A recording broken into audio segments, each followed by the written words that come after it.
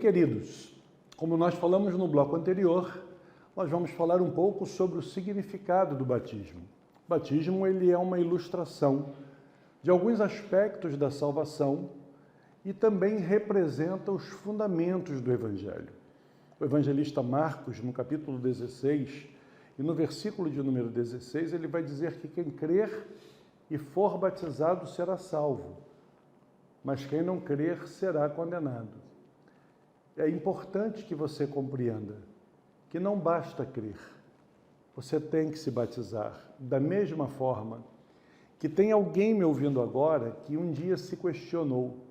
Você ouviu o Evangelho sentado lá na sua cadeira e quando o pastor ou a pastora colocou a igreja de pé e pediu que viesse à frente para receber oração todos aqueles que aceitavam a Cristo, talvez no seu coração você tenha pensado, mas eu não posso aceitar a Cristo aqui na minha cadeira? Por que eu tenho que ir lá na frente? Eu não quero passar por esse corredor, eu não quero me expor, eu não quero que as pessoas fiquem me olhando, mas havia um princípio embutido naquele convite. Quando você saiu do seu lugar e foi até o altar receber uma oração, você de forma pública, porque você estava numa igreja, você manifestou a sua fé em Jesus.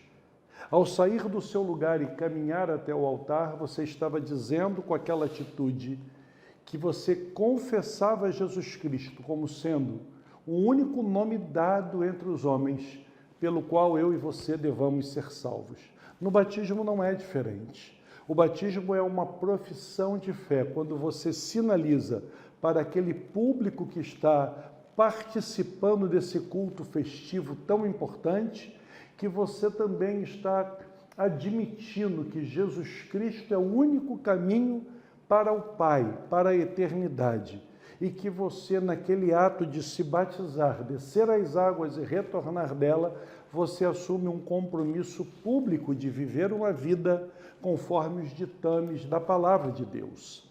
O batismo nas águas é também chamado de batismo de arrependimento, batismo de João, por causa do modelo do batismo que João fazia no Rio Jordão e que era o batismo do arrependimento, como nós já vimos aqui. A descida ou a imersão nas águas é um testemunho público de que a pessoa morreu para o mundo e ressuscitou para Deus. O que significa essa expressão que é muito ligada ao evangeliquez, o que é morrer para o mundo e ressuscitar para Deus?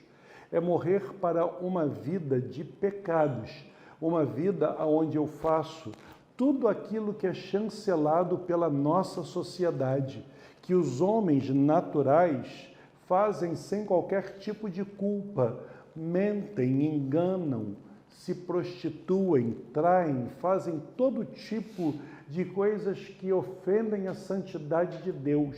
Então eu estou abrindo mão desse tipo de vida, eu estou morrendo para esse tipo de vida e eu estou assumindo que ao ressuscitar, ao sair das águas, eu vou levar um modelo de vida parecido com aquele modelo que Jesus deixou para nós nas Escrituras.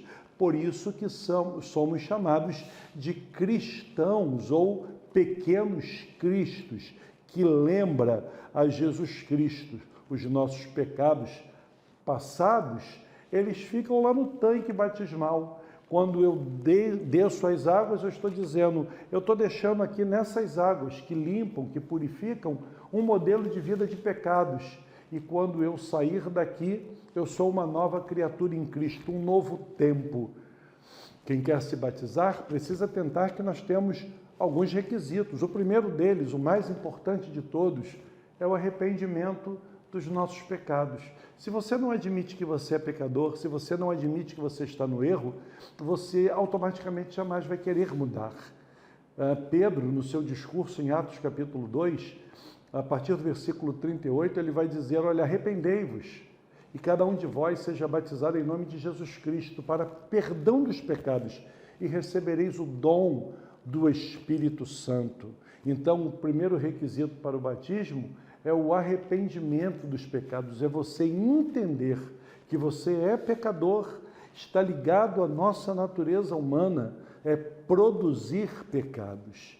Segunda coisa, o desejo de ser batizado. Não tem pastor, não tem pai, não tem mãe, não tem marido, não tem esposa que possa nos obrigar. Podem influenciar, mas não obrigar. Quando Pedro está fazendo esse discurso de Atos 2, ele vai dizer: de sorte que foram batizados os que de bom grado receberam a sua palavra, e naquele dia se agregaram quase 3.000 almas, ou seja, pessoas que de forma liberal, espontânea, desejaram se batizar, não foram obrigados. Ah, vocês querem ser novas criaturas, vocês querem participar da igreja que está surgindo, essa igreja dos profetas, então vocês serão obrigados a se batizar. Não. É como se eles estivessem dizendo: nós cremos no que você falou e nós queremos passar por esse batismo de arrependimento como um sinal de que nós vamos seguir essa doutrina também. Um outro requisito, crer em Jesus. Falamos ainda há pouco sobre o versículo 16 de Marcos 16, quem crer e for batizado. Não adianta você se batizar se você não crer. Na verdade, é justamente você crer em Jesus que te leva ao batismo. Quando nós dizemos assim, é o batismo que salva? Não. É a decisão em abandonar uma vida de pecado e levar uma nova vida com Cristo que nos salva. O batismo é a profissão de fé. É quando eu demonstro publicamente a decisão que eu tomei no meu coração. Por isso que nós falamos no primeiro bloco, que o ladrão da cruz não teve tempo de se batizar, mas foi salvo porque creu, porque se arrependeu, porque pediu o perdão.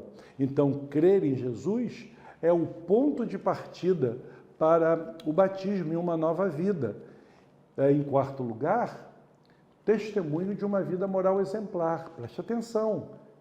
Antes do batismo, você vivia um modelo de vida de acordo com a sua vontade. Você fazia o que você queria e não dava satisfação a ninguém. Depois que você se batiza, vamos devagar. Porque agora você representa o reino de Deus aqui na terra. Agora você, que é da ADVEC, você vai representar a ADVEC, você representa o pastor Silas Lima Malafaia, você me representa assim como eu te represento. Então, nós precisamos tomar muito cuidado com o nosso novo modelo de vida, senão nós vamos servir de escárnio, de escarnecimento do Evangelho, porque nós nos batizamos, mas nós continuamos levando uma vida de pecado, e aí nós vamos ouvir de forma amarga de alguém: ser crente igual a você? Eu também sou. A única diferença é que eu não me batizei. Porque tudo aquilo que eu faço e que você diz que é pecado, você também faz. Então é muito importante que você entenda que ao se batizar, você está abrindo mão de um modelo de vida de pecado que você levava. E agora você vai ter novas atitudes, você vai ter um novo modelo de vida.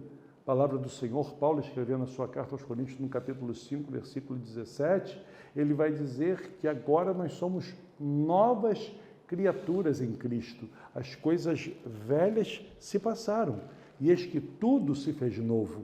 Em quinto lugar, responsabilidade pelos seus atos. É por isso que não existe na Bíblia um registro de batismo de crianças. Por quê? Porque a criança ela ainda não tem senso de juízo, de valores morais.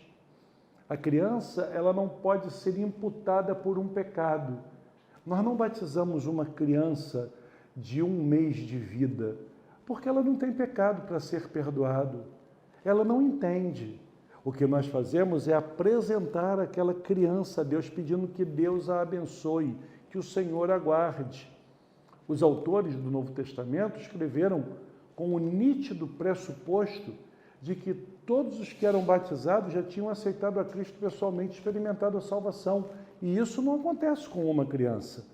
Paulo vai dizer em Gálatas capítulo 3, versículo de número 27, porque todos quantos fostes batizados em Cristo, de Cristo vos revestistes. Ou seja, primeiramente, eles experimentaram uma conversão para depois passarem pelo batismo. Aqui Paulo está tratando do batismo como um símbolo externo de uma regeneração interna que precedeu o batismo.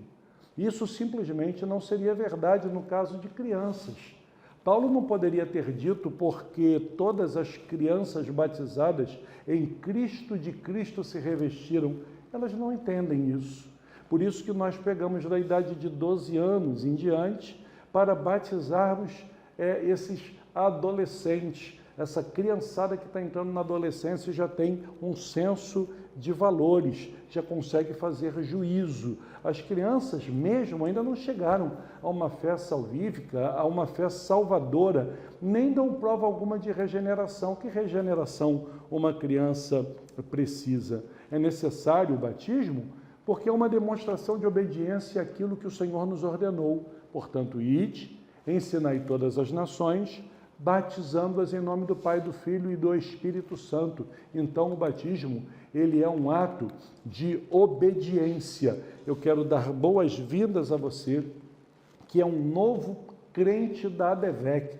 Você que está chegando agora e que vai se batizar, eu te vejo no tanque batismal. Deus te abençoe e até lá.